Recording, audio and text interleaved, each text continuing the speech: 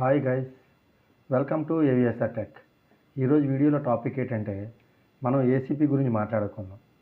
ACB ఎలా ర్యాకౌట్ చేయాలి, ఏసీబీలో ఏ parts ఉంటాయి, దాన్ని ఎలా సర్వీసింగ్ చేయాలి, ఏసీబీ ఎంత కరెంట్ రేటింగ్లో వాడతాం, ఈ విషయాలన్నీ పిన్ టు వీడియోలో మాట్లాడుకుందాం. ఓకే, టాపిక్లోకి వెళ్ళిపోదాం. ఏసీబీ అంటే ఎయిర్ సర్క్యూట్ బ్రేకర్. ఇది 630 యాంప్స్ నుంచి 1600 యాంప్స్ వరకు వాడతాం. ఇది ఓన్లీ ఏసీలో మాత్రమే వాడతాం, ఎల్టీలో మాత్రమే వాడతాం. అంటే లో వోల్టేజ్లో వాడతాం, అంటే అప్ టు 1000 వోల్ట్స్ బిలో అనమాట. అప్ టు 1000 వోల్ట్స్ అబోవ్కి వీసీబీ వాడతాం. దానికి సంబంధించి వీడియో నేను తర్వాత చేస్తాను. ఓకే, అయితే చుట్టూ ఉన్న మెటల్ బాడీ ఏదైతే ఉందో ప్యానల్లో ఇన్సెట్ అయి ఉంటుంది. ఈ పీవీసీ బాడీ ఏదైతే ఉందో అది మనకి ఏసీబీ అనమాట. ఈ ఏసీబీని ఈ హ్యాండిల్ సహాయంతో బయటికి ర్యాకౌట్ చేస్తాం. ర్యాకౌట్ చేసిన తర్వాత లోపల కాంటాక్ట్స్ ఏ విధంగా ఉంటాయని చూపిస్తున్నా చూడండి. ఇది ఓపెన్ కాంటాక్ట్లో గ్రీన్ ఎల్లో ఏదైతే ఉందో ఆర్క్ కాంటాక్ట్ అంటాం. చూడండి, పైన ఆర్క్ ఛాంబర్ ఉంది. ఓపెన్లో ఉన్నప్పుడు ఈ పొజిషన్లో చూపిస్తుంది.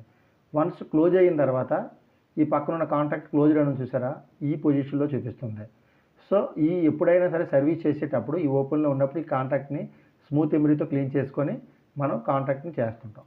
అలాగే ఇందులో ఉన్నటువంటి స్పేర్ పార్ట్స్, ఒకటి అండర్ వోల్టేజ్ రిలీజ్ అని ఒకటి ఉంటుంది, అలాగే క్లోజింగ్ కాయిల్, అలాగే ట్రిప్పింగ్ కాయిల్.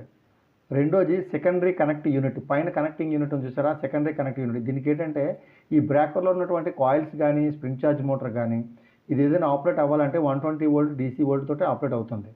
సో అలాగే యాక్సిలరీ కాంటాక్ట్ ఒకటి ఉంటుంది, అంటే బ్రేకర్ క్లోజ్ పొజిషన్లో ఉందా, ఓపెన్ పొజిషన్లో ఉందా, ట్రిప్ అయిందా, ఏంటంటే స్ప్రింగ్ ఛార్జ్లో ఉందా, ఇవన్నీ కూడా ఇండికేషన్ మన బయటికి తెలియడం కోసం ఈ యాక్సిలరీ కాంటాక్ట్ని మనం యూజ్ చేస్తాం.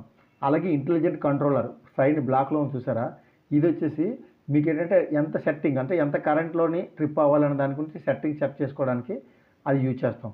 మిగతాది ఏంటంటే ఆపరేటింగ్ మెకానిజం. ఈ మెకానిజంకి మనం ఎప్పటికప్పుడు ఓపెన్ చేసిన తర్వాత నీట్గా క్లీన్ చేసుకొని దానికి గ్రీజింగ్ చేయాలన్నమాట.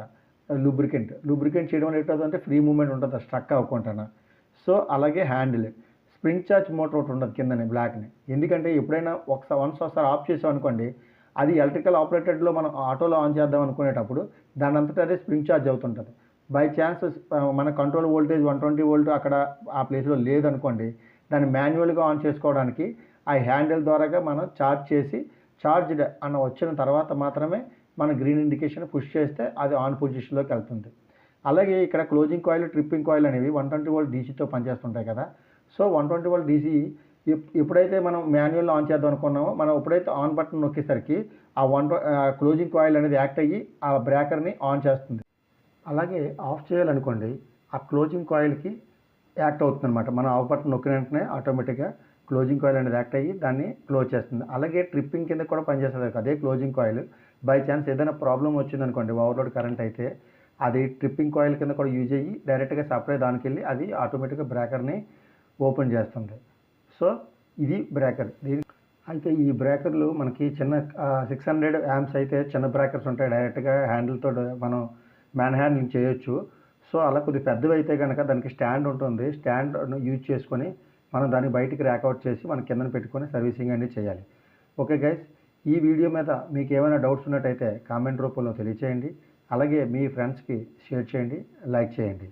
ఎందుకంటే ఇది 10 మందికి ఉపయోగపడాలి నేను చేసే వీడియో అనేది. సో మీకు ఏమైనా డౌట్స్ అయితే కొత్త వీడియోలు చేయాలన్నా కామెంట్ రూపంలో తెలియజేస్తే